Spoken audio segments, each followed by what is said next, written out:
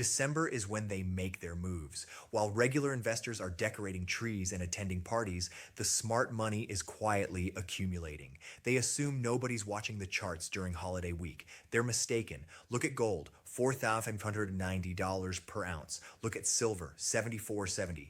18 months ago, analysts would have ridiculed these figures. Today, they're scrambling to explain them. Tomorrow, they'll be explaining why they went even higher. Earlier today, I got a phone call from someone at one of the biggest precious metal merchants in Western Canada.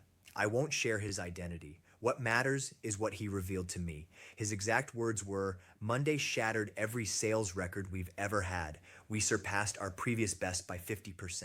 That earlier record happened during the 2021 social media buying frenzy. We're witnessing more than just strong interest. We're watching panic buying unfold. Consider the implications. During holiday time, when families gather and celebrate, CoinShop customers are rushing in with such force that they're shattering historical benchmarks. This isn't guesswork. This isn't fear of missing out. This is primal preservation behavior emerging. Those with insight recognize what's approaching in 2026, and they're securing their positions before the opportunity vanishes. Allow me to break down precisely what's occurring in the markets currently, because traditional financial journalism is entirely missing the point.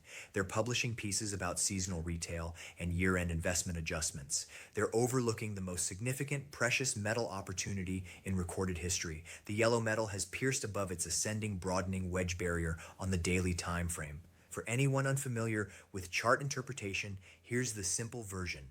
This formation indicates growing price swings within a positive framework. It signifies the fluctuations are becoming wider, but they're expanding upward. The surge past $4,280 verified that this metal isn't merely pausing, it's taking off. However, the yellow metal isn't where the real action is. It does what it always does. It's the foundation. It's the reliable constant. The white metal is where attention belongs. This shiny element is higher by 145% so far this year. In October, it demolished a 45-year barrier that stood since 1980. And what occurred after breaking that ceiling? It sped up. The increases aren't slowing. They're gaining intensity. The force is strengthening, not weakening. And the chart structure on the daily time frame shows something that should frighten anyone still watching from the sidelines. We're seeing an Adam and Eve formation. We're observing an inverted head and shoulders. We're looking at a cup and handle that exploded above 54.50 and drove prices to $70 within weeks. These aren't coincidental markings on a display. These are formations that have forecasted significant movements for generations, and they're all indicating the identical direction, upward. The near-term objective for the white metal based on the ascending broadening wedge formation sits somewhere between $80 and $90. But here's what market experts hesitate to articulate publicly. That objective will climb as prices advance. The formation widens, the fluctuation intensifies, the upper limit continues ascending, and past $90, there's nothing but empty space until we reach three figures. $100 per troy ounce isn't wishful thinking. It's a mathematical certainty propelled by limited availability, manufacturing requirements, and an influx of individual investor capital that's only starting. If you believe the advance is finished, you're not watching closely. We're in the opening stages of a once-in-a-lifetime movement. Now, allow me to clarify why the holiday scheduling of this advancement is so crucial, because this is where the snare has been positioned. The exchange activity right now is minimal. The major players are absent from their workstations. The automated systems are operating on default settings. In typical conditions, shallow participation creates erratic, aimless movement. But that's not our current situation. We're watching the yellow metal maintain near $4,190 despite minimal activity. We're seeing the white metal rest at 74.70, not because liquidation force is building, but because purchasers are preparing before the subsequent climb. This is remarkable. In shallow conditions, valuations should be exposed to retreats. They should be drifting downward as the absence of purchasing force allows natural decline. Instead, valuations are remaining solid. They're stabilizing in a narrow band, gathering momentum like a tightened coil. What does this reveal about underlying interest? It reveals that purchasing power is substantial. It reveals that whenever valuations decrease, even marginally, purchasers are prepared to acquire the commodity. It reveals that the protective capital movements into these metals aren't a passing occurrence driven by news cycles. They represent a foundational transformation in how investors perceive these holdings. The globe is transforming. The previous monetary structure is disintegrating, and individuals are reacting by transferring their resources into the most ancient form of currency humanity knows. This won't cease in January. This will intensify. Allow me to present the fundamental scenario that's propelling this advancement because the chart formations are merely the visible layer. They're the manifestation of deeper mechanisms at play. The American currency is declining. This isn't subjective opinion. This is verifiable information. The anticipation that the Federal Reserve will commence reducing borrowing costs as rising prices cool and economic expansion slows is creating downward force on the greenback. And when the American currency weakens, these metals become more appealing to foreign purchasers. They become less expensive in alternative currencies. Interest increases automatically. This is fundamental market mechanics. And the current administration has communicated clearly about preferring a central bank leader who favors rate reductions. This message has been delivered publicly. It's broadcasting to markets that monetary strategy is about to change in a manner that's exceptionally favorable for precious metals. But there's additional context. The international political climate is worsening quickly, and traditional journalism is barely acknowledging it. American military forces have executed operations in Nigeria. This is verified. The United States is directing a maritime restriction of Venezuelan petroleum vessels. These aren't minor regional disputes. These are moves that demonstrate readiness by America to extend military influence across numerous continents concurrently. This increases concerns of worldwide instability. This pushes resources into protective holdings. This is combustible material for the precious metal advance. Now, I want to address something that traditional analysts decline to recognize: the availability circumstance, because this is the concealed reality that financial institutions don't want you to comprehend. The planet's dedicated white metal reserves are largely depleted. Let me state that again. The accessible material, the premium quality reserves that made extraction profitable for 100 years, they're exhausted. What persists are inferior quality reserves that require more capital to extract. What persists are mixed deposits where this metal is a secondary product of copper or lead or zinc extraction. The planet cannot simply manufacture more of this commodity to satisfy increasing interest. The availability is limited at a fundamental geological level, and additionally, manufacturing requirement for this element is surging. Solar panel producers are utilizing this element at a pace that nobody anticipated 5 years back. Every solar component needs conductive paste. Every battery-powered automobile needs this element for its electrical pathways. The sustainable power transformation that administrations globally are advancing is a consumption apparatus for this commodity, and there isn't adequate supply underground to fulfill both manufacturing requirement and financial requirement at present valuations. This is why valuations must climb. This isn't guesswork. This is fundamental economics. The shortfall is genuine, the scarcity is approaching, and the investors who grasp this are securing positions now during the seasonal pause before the subsequent wave commences. I contacted another informant yesterday, an administrator at a retail precious metal network with outlets across Canada and the northwestern United States. He revealed that commodity units sold in December are higher by 150% versus 12 months prior. 150%. The individual investor is awakening. The modest purchaser, the individual who enters a dealer with several $100s, they're overwhelming the market. And here's the reality about individual investor interest. It persists. When an individual investor purchases physical commodity, they typically retain it. They aren't actively trading. They aren't seeking to exchange it for quick gains. They're gathering. They're constructing a reserve that they plan to transfer to their offspring. This commodity is being withdrawn from circulation indefinitely. Every unit that enters a residential vault is a unit that won't be obtainable for manufacturing utilization. Every unit that a modest investor secures is a unit that intensifies the availability squeeze. Let me share information about someone named Jay Moore. He's 33 years old, resides in Arizona, operates as a logistics supervisor. For 10 years, whenever Jay wanted to put money to work, he accessed an application on his device and purchased equities or digital currencies. That was his pattern. That was what his peers were instructed to do. But 60 days back, something shifted. Jay began consuming online content about this white metal. He began comprehending the underlying factors. He began recognizing what we've been discussing for years, and he reached a conclusion. He entered his vehicle, he traveled to his neighborhood dealer, and he acquired his initial 3 units of physical commodity for approximately $150. Since that moment, Jay has gathered roughly 60 units of ornaments and currency pieces. He secures them in a residential vault. And when I questioned him about his intentions, he articulated something that should alarm every financial institution that's been controlling this market. He stated, "I understand the valuation is climbing rapidly, but I have zero intention of liquidating."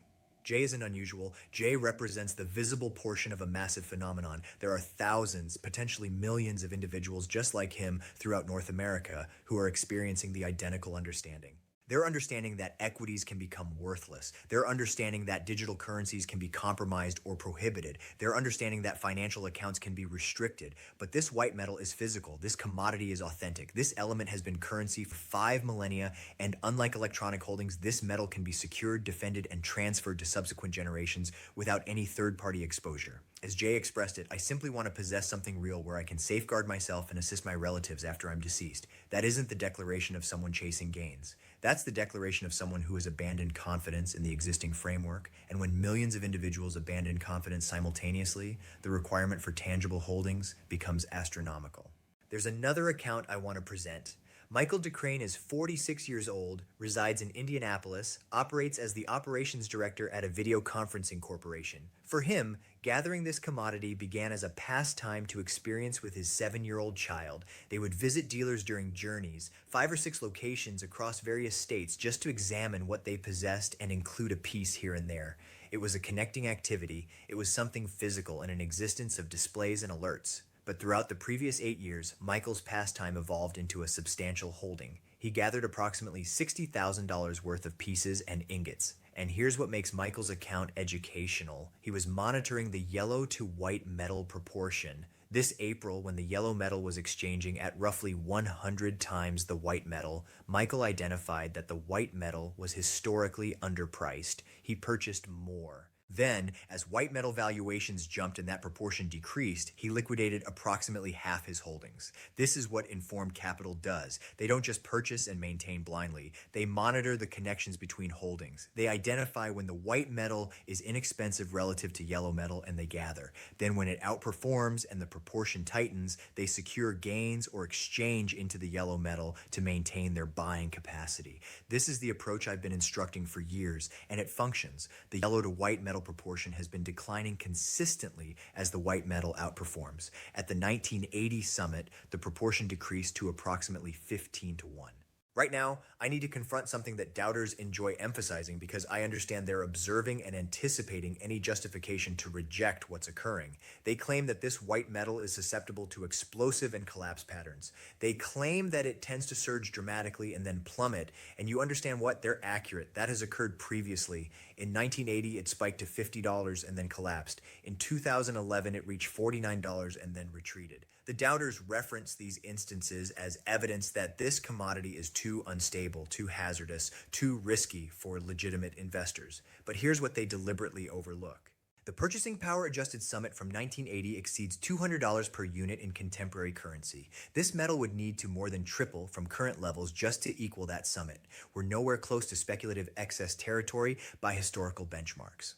The individuals who purchased at $50 in 1980 and maintained it weren't incorrect about this commodity. They were premature. And being premature in a long-term positive market isn't an error. It's an advantage. The inquiry isn't whether this metal will experience a retreat at some moment. The inquiry is whether you'll be situated to benefit before that retreat occurs. And presently, with valuations at $74.70 and the technicals indicating $100, the potential reward versus potential loss is overwhelmingly favorable for purchasers.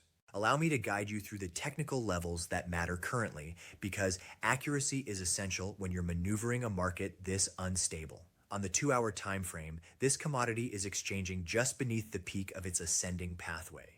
We observed a formation with an extended upper tail around 75.40, which indicates hesitation, but not genuine liquidation. This is beneficial. This is the market regaining composure. The valuation is maintaining well above the 50-day exponential moving average near $70, which is functioning as flexible foundation. The pathway that has directed this metal higher since mid-month remains unbroken. Any decreases are acknowledging the center of that pathway. The initial barrier level is $75.40. Beyond that, we have $76.90, and the upper pathway objective is $78. On the lower side, foundation sits at $72.65 with stronger foundation at $70.50, which is the previous consolidation area. The relative strength indicator is in the high 60s, displaying robust force but cooling from excessive conditions. This is precisely what you want to observe in a healthy upward trend. The approach here is straightforward. Purchase decreases near $72.70 with a protective exit beneath $70 and an objective of $76.90. That provides you a potential reward versus potential loss proportion that any expert trader would appreciate. For the yellow metal, the scenario is equally favorable. Now, allow me to clarify why January 2026 will be explosive, because the arrangement is ideal. During the seasonal period, precious metals have been gathering energy. Activity is minimal, but valuations are steady. The optimistic investors are gathering quietly while the major institutions are absent. When the fresh year commences, multiple events occur simultaneously. First, institutional capital returns online. The speculative funds, the retirement funds, the government wealth funds, they all come back to their trading workstations with fresh capital to allocate. They examine the charts, they observe the breakthroughs, they observe the force, and they enter aggressively. Second, tax-motivated liquidation concludes. Throughout December, some investors liquidate losing holdings to balance capital gains. This generates artificial liquidation force that suppresses valuations. In January, that force vanishes. Third, fresh year allocation choices are executed. Investment boards convene and determine how to arrange for the approaching year. With equities expensive, bonds producing less than rising prices, and international risk climbing, precious metals become an evident selection. The capital movements into these metals will increase dramatically. The experts who analyze precious metals are finally beginning to acknowledge what we've been articulating for years. The market attitude has transformed aggressively optimistic. Spot valuations above $70 aren't a passing spike. It's a fresh foundation. The 145% year-to-date increase has ignited renewed interest for the yellow metal as well. Both commodities are being perceived as essential protections in an unstable macro climate. The relationship is powerful. When the white metal advances, it confirms the yellow metal. When the yellow metal advances, it provides shelter for the white metal. They reinforce each other in a beneficial pattern that compensates holders of both commodities. But here's what troubles me, and I need to be transparent with you about this. The exchange activity in derivative contracts linked to the iShares Trust has surged to the maximum level since the social media powered surge of 2021. That's a cautionary indicator. It informs me that speculative participation is climbing. It informs me that some individuals are purchasing this commodity simply because the valuation is climbing without comprehending the underlying factors. This category of purchasing can create violent retreats when the force diminishes. I'm not claiming the advance is finished. I'm claiming that instability will intensify. There will be days when valuations decline 5% or even 10%. There will be headlines declaring that the speculative excess has exploded. And when those days arrive, you need to be ready mentally. You need to comprehend that retreats are beneficial. They eliminate the uncertain holders. They reload the mechanism for the subsequent advancement. The individuals who panic liquidate during retreats are the identical individuals who repurchase at elevated valuations later. Don't be that individual. The underlying argument for this white metal has never been more robust. Allow me to present it one final time so there's no misunderstanding. Manufacturing requirement is increasing, propelled by solar, battery vehicles, and electronics. Financial requirement is increasing, propelled by rising price concerns, currency weakness, and international instability. Availability is limited because the accessible reserves are exhausted.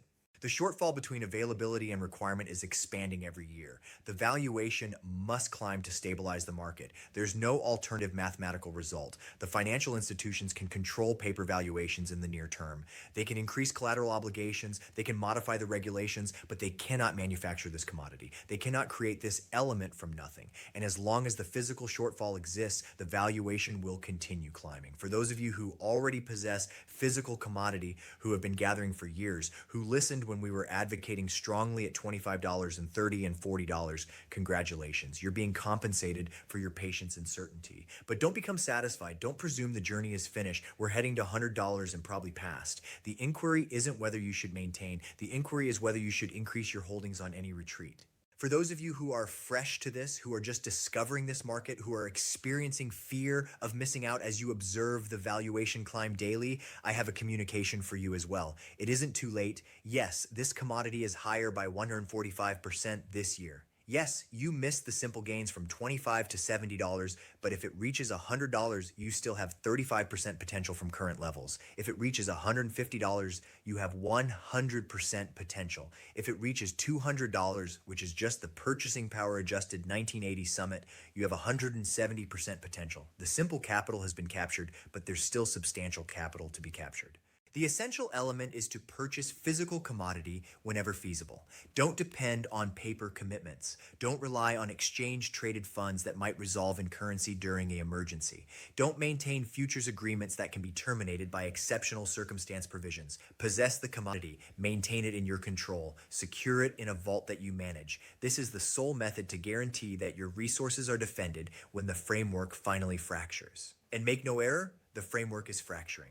The fissures are observable for anyone who examines. The obligation levels are unmanageable. The currency is being diminished. The international political structure is fragmenting. The previous regulations no longer function. We're entering a fresh period, and the individuals who possess tangible holdings will prosper, while the individuals who maintain paper commitments will experience hardship. I want to conclude with one final consideration. The seasonal period is a moment when most individuals focus on relatives, on celebration, on pausing from the pressure of routine existence. There's nothing incorrect with that. Appreciate this moment. Be engaged with the individuals you care about, but don't allow your awareness to diminish completely. The markets don't rest. The mechanisms propelling precious metals higher don't pause, and the opportunity to arrange yourself for the 2026 increase is diminishing with each passing day. When you return from the seasonal break, when you access your workstation in January and examine the valuation, I want you to recall this message. I want you to recall that I communicated to you precisely what was going to occur. I want you to recall that the arrangement was observable for anyone willing to look. The momentum is gathering. The mechanism is tightening. The breakthrough is approaching. Ensure you're on the advantageous side.